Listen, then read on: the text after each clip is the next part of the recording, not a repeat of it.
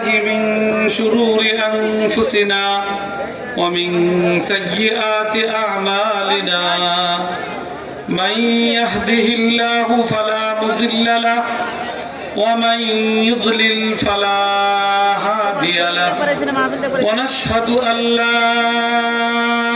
إله إلا الله وحده لا شريك له ونشهد أن سيدنا ومولانا محمدا عبده ورسوله أما بعد فأعوذ بالله من الشيطان الرجيم بسم الله الرحمن الرحيم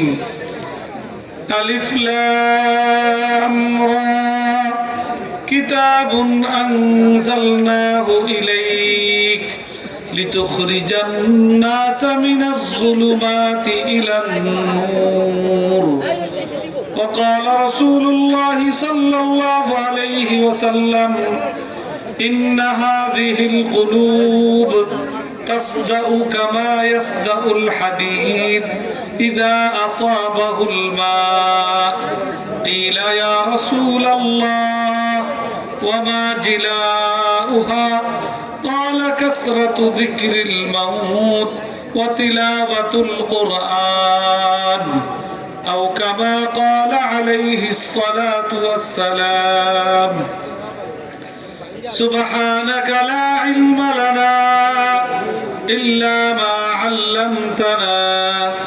إنك أنت العليم الحكيم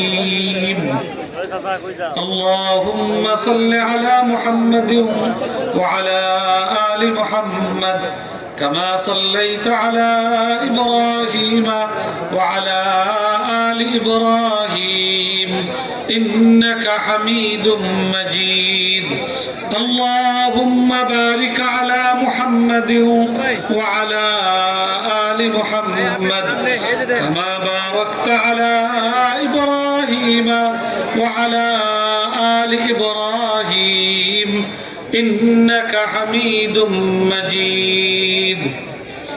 الحمد لله Jamia Arabia নূরে Medina এই প্রতিষ্ঠান তার এক যুগ পূর্ণ করে